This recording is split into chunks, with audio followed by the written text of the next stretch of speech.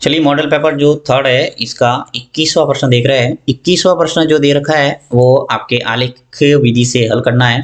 दो रैखिक समीकरण दे रखे हैं, उनको ग्राफीय विधि से हल करना है। ठीक है, तो ग्राफीय विधि से हल करने के लिए सबसे पहले आपको समीकरण को हल करके दो सारणियां बनानी है और सारणी के द्वारा आप रैखिक आलेख खींचेंगे।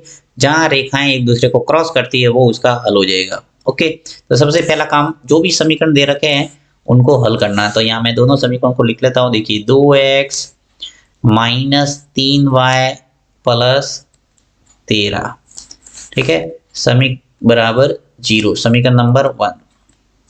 दूसरा जो समीकरण दे रखा है वो लिख लो 3x -2y प्लस 12 बराबर 0, समीकरण नंबर 2। ठीक है, अब सबसे पहले समीकरण 1 को लेता हूं मैं। तो समीकरण 1 से 1 को हल करके पहली टेबल बनाते हैं। तो समीकरण 1 है वो दे रखा है 2x -3y प्लस 13 बराबर 0। ये हमारे समीकरण है फर्स्ट। अब इसको हल करके, हल करने का मतलब क्या होता है, एक चर में मान लाना, यानी एक चर इधर रखना, बाकी सबको राइट हैंड साइड में लेके जाना। ओके, तो ये मैंने बेसिक समीकरण लेके कई बार आपको बताया हुआ है कि समीकरण को कैसे हल करते हैं। अगर आपने बिल्कुल बेसिक वो वीडियो नहीं देखा है तो उसको जरूर देखना, क्योंकि वो वीडियो देखने के बाद में आपको समीकरण से संबंधित सारे डाउट है वो क्लियर हो जाएंगे कि कैसे पक्षांतर करते हैं, कैसे सिंबल चेंज होता है, कैसे भाग देना होता है। ठीक है, तो सारी बातें जो भी आपके मन में डाउट है वो सारा क्लियर हो जाएगा यदि आप बेसिक वाला जो समीकरण मैंने लेके वीडियो बनाया हुआ है उसको आप जरूर देखना। इसका लिंक है वो आपको डिस्क्रिप्शन बॉक्स के अंदर मिल जाएगा। उस लिंक के ऊपर क्लिक करके आप इजीली उस वीडियो को देख सकते हैं।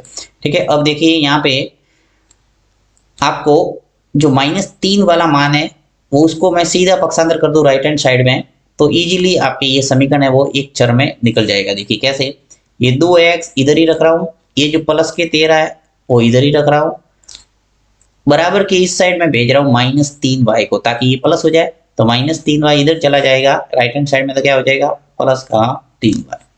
ठीक है, अब y बराबर क्या हो जाएगा 2x प्लस 13 बटा 3। तो यह करके इसको आगे लिख दो। ठीक है, तो देखिए 3y को मैं आगे लिख रहा हूँ और इसको पीछे लिख रहा हूँ। सिर्फ मैंने दिशा चेंज की है, राइट हैंड साइड को लेफ्ट हैंड साइड में लिखा और लेफ्ट हैंड साइड को राइट हैंड साइड में। तो 2x प्लस 13। अब y बराबर क्या हो जाएगा, तो y बराबर आ जाएगा हमारा मान, अब देखिए y बराबर क्या हो जाएगा 2x प्लस 13 बटा 3। यहां से जो गुणांक है ये नीचे चला गया भाग में, इसका नाम दे दो समीकरण नंबर 3। ठीक है, अब समीकरण 3 से आपको एक टेबल बनाना है। चलिए टेबल बनाते हैं। तो इस टाइप की टेबल बना के आपको x के संगत y के मान लाना है। तो यहाँ सारणी फर्स्ट नाम दे दो इसका, और सारणी फर्स्ट में देखिए ये जो समीकरण है मेरे पास y बराबर 2x प्लस 13 बटा 3, इसको सरल करेंगे, यानी x का मान रखते जाना है और y का मान आपको प्राप्त करना है। तो x का मान जैसे मैंने सबसे पहले देखिए आप रफ कार्य कर सकते हैं। तो y बराबर 2x प्लस 13 बटा 3 है। ठीक है, तो y बराबर यहाँ पे मैं क्या रख रहा हूँ, सबसे पहले x के स्थान पर जैसे 0 रखा मैंने। ठीक है, तो 0 रखा तो क्या स्थिति बनी देखिए बटा 3। 2 का गुणा 0 से करूंगा तो 0 हो जाएगा, और 0 प्लस 13 बटा 3 यानी कि 13 बटा 3 आ रहा है हमारा। ओके, अब 13 में 3 का भाग तो पूरा पूरा जाता नहीं, इसलिए आपको क्या करना है 0 लेना ही नहीं, यानी उस मान को लेना है जिसके अंदर से जब हल करे तो हमारा 3 का भाग है वो इजीली चला जाए। ठीक है, तो 0 लिया तो काम बना नहीं। नेक्स्ट आगे बढ़ो, 1 ले लो।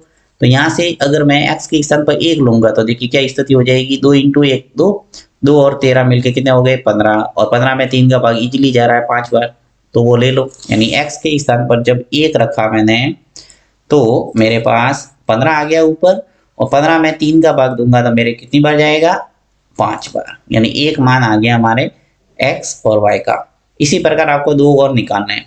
देखिए अब मैं क्या करता हूँ, ऐसा मान और देखो, जैसे 1 रखा उसके बाद में -1 रख के देखो, तो 2 × -1 करेंगे तो क्या आएगा -2 और -2 और प्लस 13 यानी कि 11 हो जाएंगे। 11 में भी 3 का भाग तो जाता नहीं है, छोड़ो इसको भी।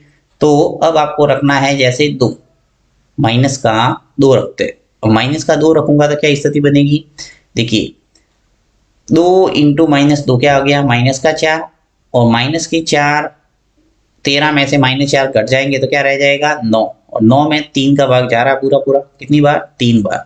ठीक है, तो यहाँ मैं रख लेता हूँ x के स्थान पर -2, यानी x के स्थान पर -2 रखा तो यहाँ आ गया -4, और 13 में से -4 कट जाएगा तो आ जाएगा 9, और 9 में 3 का भाग देंगे तो कितनी बार जाएगा, 3 बार, यानी -2 और 3 एक मान और निकल गया। अब देखिए मैं x के स्थान पर यदि -5 रखूं तो क्या आ जाएगा, 2 इंटू -5 क्या आ जाएगा, -10, और -10 और प्लस के 13, यानी प्लस के 3 रह जाएंगे, और 3 में 3 का भाग जाएगा एक बार। ठीक है, तो ये जब -5 रखेंगे तो आपके y का मान आ जाएगा 1। तो इस ढंग से आपकी पूरी टेबल है वो तैयार होगी। ये जो मैंने मान रखे वो जरूरी नहीं कि आप भी रखो, आप कोई भी मान रख के यहाँ इस सारणी को पूर्ति कर सकते हैं। ठीक है, बस शर्त है आप ऐसी संख्या लेना जिसके अंदर भाग है वो इजीली 3 का चला जाए। ठीक है, नेक्स्ट आगे बढ़ते हैं और समीकरण दूसरे को हल करके इसी प्रकार की टेबल बनाते हैं। तो लिख लेते हैं समीकरण 2c। ठीक है, और समीकरण 2 क्या है हमारे पास, 3x माइनस 2y प्लस 12 बराबर 0। ठीक है, इसको भी देखिए यहाँ पर भी माइनस है वो दे रखा है 2y, इसको भी पक्षांतर कर देते सीधा राइट हैंड साइड में, तो हमारा लेफ्ट हैंड साइड में रह जाएगा 3x प्लस 12 बराबर, ये जो -2y इधर चला गया क्या हो गया, प्लस का 2y, और y बराबर क्या आ जाएगा, 2 का भाग चला जाएगा यहाँ, तो यहाँ मैं भाग दे देता हूँ यहाँ करके। देखिए पहले तो 2y को इधर लिख लेते हैं, और 3x प्लस 12, अब मैं y बराबर मान लिख लेता हूँ 3x प्लस 12 बट्टा 2। ये हमारा समीकरण नंबर आ गया 4। अब समीकरण 4 से आपको वापस एक टेबल बनाना है, तो टेबल बनाते हैं सारणी सेकंड। अब देखिए सारणी सेकंड के सभी मानों को लिख लेते हैं जल्दी से। x के संगत y का मान क्या निकलता है, यहाँ पर भी आपको वही 0 रखना है, फिर 1 रखना है, फिर -1 रखना है, 2 रखना है, -2 रखना है, 3 रखना है, -3 रखना है, यानी प्लस का और माइनस का मान रख के चेक करते जाना है। इजीली आपके 3 मान है वो निकल जाएंगे, और 2 का भाग पूरा पूरा जिसमें जाएगा। ठीक है, तो सबसे पहले मैं x का मान जैसे 0 रखा, तो 0 रखने पर मेरे क्या आ जाएगा ऊपर 12, क्योंकि ये तो पूरा पार्ट 0 हो गया। अब 12 में 2 का भाग देना है, कितनी बार जाएगा, 6 बार। ठीक है, पहला मान आ गया। अब x के स्थान पर जैसे मैंने रखा -2, तो 2 इंटू -2 कितने हो गए, -6, और 12 में से 6 चले जाएंगे तो 6 बचेंगे, और 6 में 2 का भाग जाएगा 3 बार। यानी जब x का मान जब -2 रखा तो मेरे y का मान कितना आ गया, 3। इसी प्रकार x के स्थान पर जब -4 रखूंगा तो 3 इंटू -4 12 हो गया माइनस का, और ये प्लस का 12, यानी ऊपर हो गया 0, और 0 में 2 का भाग देंगे तो हो जाएगा 0, यानी -4 रखने पर y का मान क्या प्राप्त होगा, 0। तो इस ढंग से आपके सारणी जो फर्स्ट और सेकंड, देखिए ये सारणी सेकंड है और जो फर्स्ट सारणी है ये, इन दोनों सारणियों से आपको क्या करना है, ग्राफ पेपर पे 2 लाइन खींचना है। जहां ये दोनों लाइन देखिए ग्राफ खींचेंगे ऐसे, अब दोनों लाइन जहां क्रॉस होगी वहां पे आपका जो हल आ जाएगा, यानी लाइन -2 और 3 पे क्रॉस होगी, क्योंकि दोनों टेबल में -2 और 3 है वो आ रहा है, इसका मतलब इसका जो आंसर है वो यही है, x बराबर -2 और y बराबर 3। ठीक है, तो जब ग्राफ पेपर पे खींचेंगे तो इजीली आपका हल है वो निकल जाएगा। ग्राफ पेपर पर कैसे बिंदु आलेखित करना है ये भी मैंने अच्छे ढंग से आपको बताया हुआ है, तो वो वीडियो देखकर आप आराम से सीख सकते हैं। Thank you.